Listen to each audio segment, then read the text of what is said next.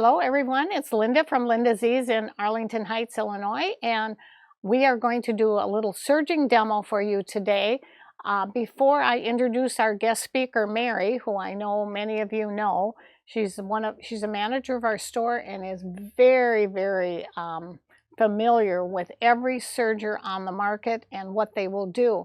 And I often get questions from quilters who really don't do much serging, and they will ask me, well, what would I ever do with a serger? Well, Mary has made quilts on the serger, and I know that's like horrifying to some people that are major quilters and go, oh my gosh, how could that happen?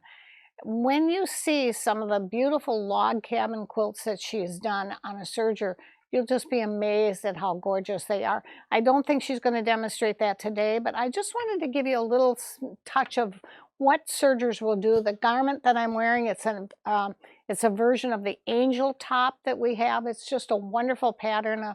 A lady from Texas who we've featured a lot, and I would hope that you would, take a look at one of those if you already have a serger. And then I wanted to show you the shirt bottom here. This is the inside, and you can see how nice that cover hem. This is what we call a cover hem, where it's 2 rows of straight stitching. You can see it on this red shirt too.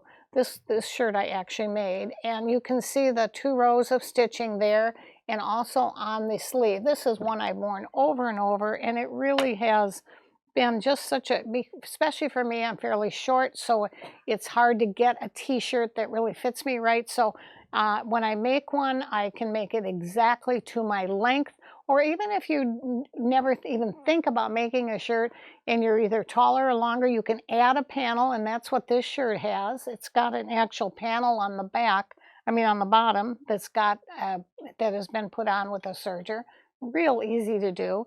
If you want it longer or if you want it shorter, you can cut your shirt off. It's ready to made, and you can do this 2 rows of stitching, and then it zigzags it on the back for you. So it's just and I've done that on the sleeve, and it's just a really good way. So let me bring in Mary, because she wants to show you what she likes about these sergers, and I think you'll be very impressed. So I'll see you next week, and I'll let Mary take over. Thank you for that nice introduction, Linda. That was very nice. This is Mary with the serger for Thursday morning's coffee. Now, Linda mentioned that I love to do quilting on the serger. Whenever I do quilting on the serger, I use a 4-thread overlock, just because it gives you, and you can go to a 1/4 inch seam. So I've done a lot of different things with the serger. I'm not going to show you today. I'm just going to show you a couple of the things. But this was a flannel square. It is a 9 patch made out of 2 pieces of fabric. So it's a mock 9 patch. This, however, was the log cabin square. Yes, you can do a log cabin square on your serger. This is probably what I do the most when I do up them, because turn it over on this side, and everything is all nice and encased.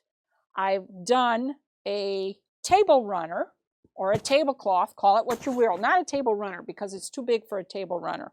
So this is actually was made to fit my antique dinner table, and it was done in less than a day. That's cutting out and putting it together all on the serger, and you can see here all done on the serger.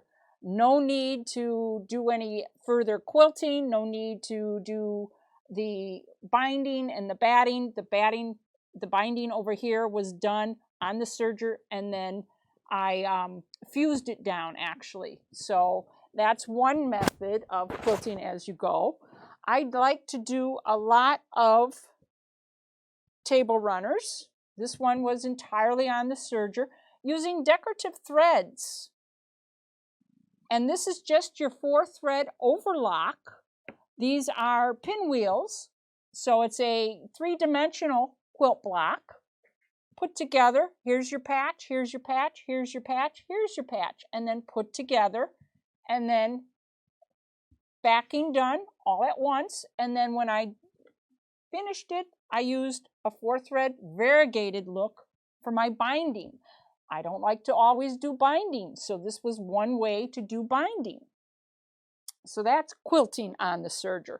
This is probably one of my fun things. I deliberately left this one unbound because I use this as a teaching example. This is quilt as you go. So what you're actually doing, this was fabric about the width of my rotary ruler and my cutter, so 6 inches wide.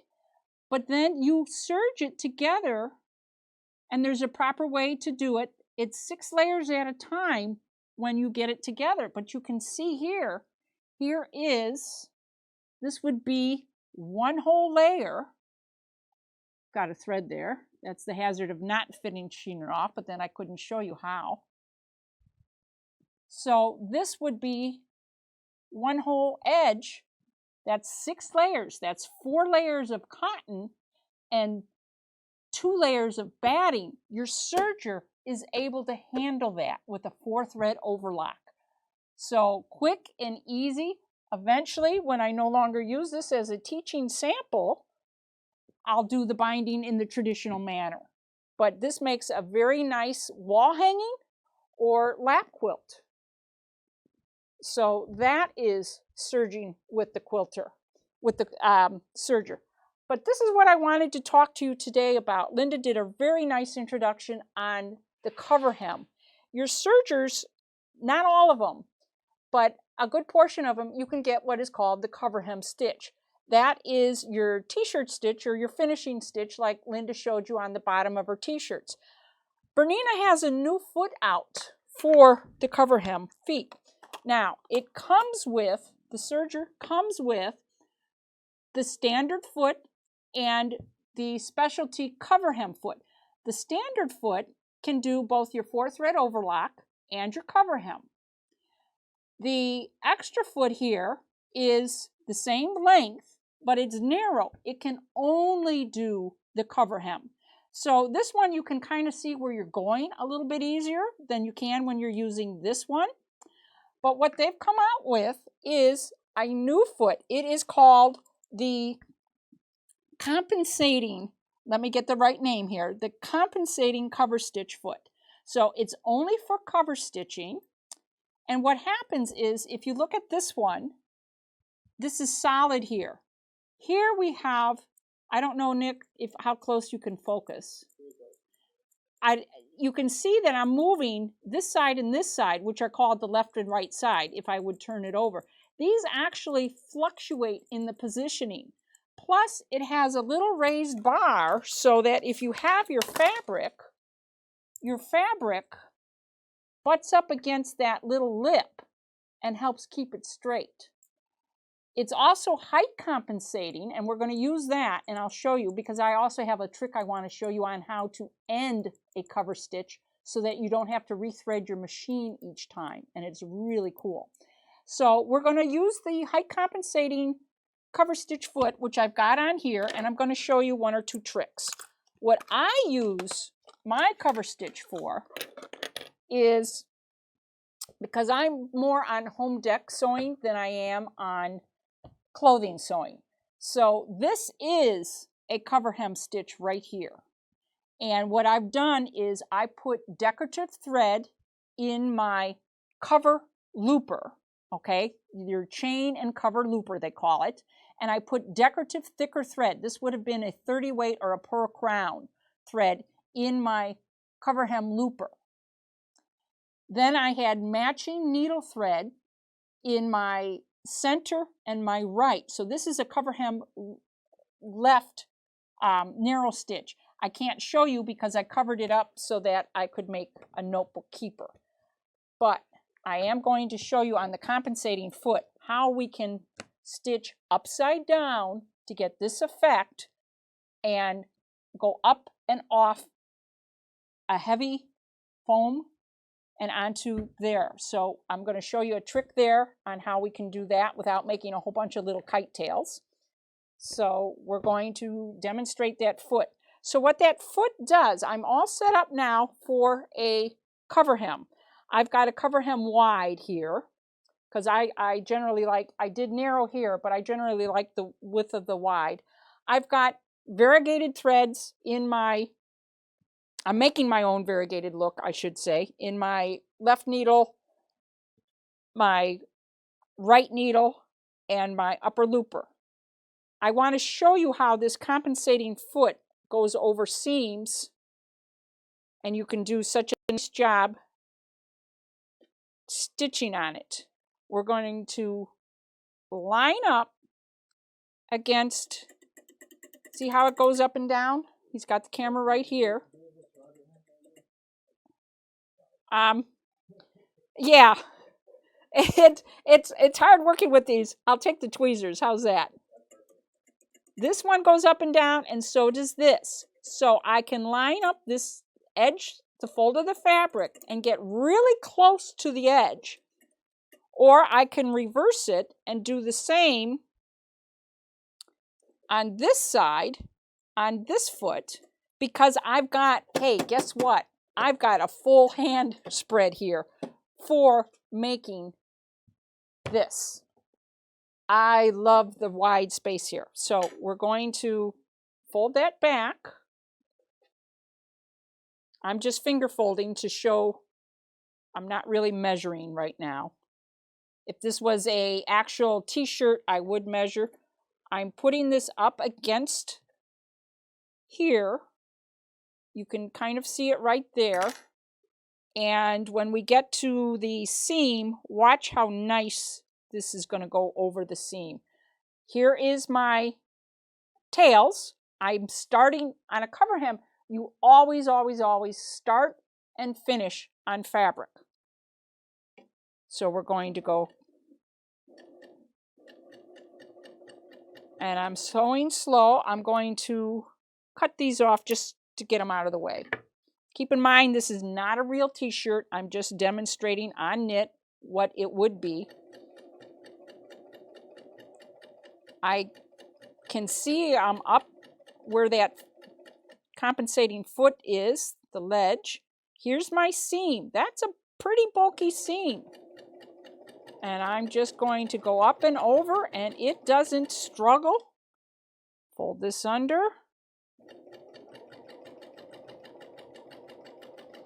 It's a nice quiet machine, by the way. Now, I'm coming to the end, and I want to stitch off. Well, that's something that we normally don't do on a cover hem. So Bernina gives us this nice little tool. It also has the marker, so you can use it for hemming. We're going to lift the foot. We're going to what I call swoop. This is the swooping method. We're going to swoop from the back, bring forward the needle threads. It's picked up the cover hem thread, and bring it out to here. Now you're going to take your scissors, cut it, pull it, turn this sideways, pull it. Put your fingers here and gently hold it. Don't prevent what it just happened, and we'll do it again. What just happened is it pulled the needle threads through to the back. Here's my looper thread. We're going to cut here, and I've got all three of my threads ready to go. So again, we'll show you the height compensating foot, the bi-level foot. We'll butt that up against the edge. I'm starting on the fabric. Hold on to the tails.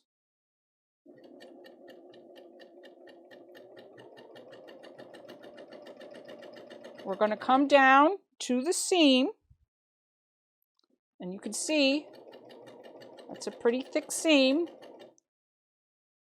I'm losing my fold here. There we go. And it just goes over that seam really, really nice. Watch how we end this again. Lift, swoop, hold it open. You're cutting. You're pulling gently, allowing the needle threads to pull through to the back. Here is my looper thread without the needle threads. Cut, pull them, and I can start and go. And this is how that looks. Yes, I didn't measure, but look at, we went over that seam. and we didn't have any issue or bog down. I love this new foot. Now, I promised to show you what I use cover hem for. I use it again for decorative stitching. We're going to start on my black fabric, because you always start on fabric. We're just going to go up.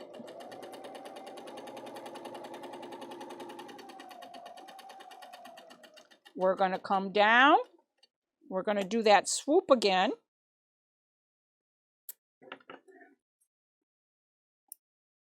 Pull. There is my break. We're going to do one this way. Start on your fabric. Goes up onto the thicker fabric.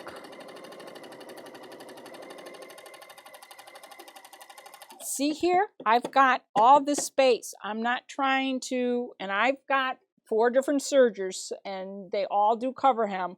So some of them I have to roll in, and depending on how big, I do roll, but I've got this nice space here. I love it. Again, we're coming off. Stay on the fabric. Swoop. Cut. Pull.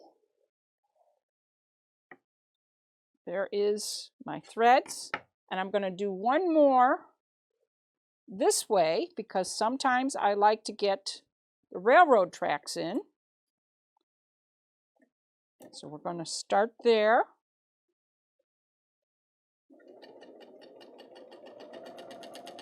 Go over.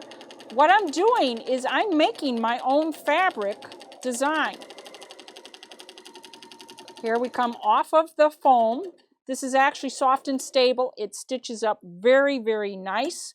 We use it, Sue Ellen uses it a lot if you're watching her on the By Annie tote bags. Pull it.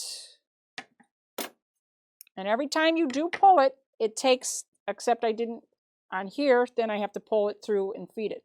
But when I did my other ones, it pulls the needle thread to the back when you pull off. So then I could just take a little drop of, I can tie these, or I can take a piece of, a little bit of the fray check, but more importantly, this part here will be my project, and I don't have to cut it down until I'm ready to. So I've got the extra. A lot of times when I'm doing projects and I'm using the cover hem, I have to use what we call a little kite tail to sew on and off. With this method and this foot, it makes it really nice. I'm sewing off of a thicker onto thin, and I've got my excess built in, so there's no kite tails. I love this new foot. Check out, I don't know if it's on our website or not, but you can always call the store. It's called the Coverstitch Compensating Foot, and this is one of the things I like to do with the cover hem foot rather than clothing. I use it in home decor. So that's Thursday Morning with Coffee with Linda and Mary, and we'll see you next Thursday also. Thanks for tuning in.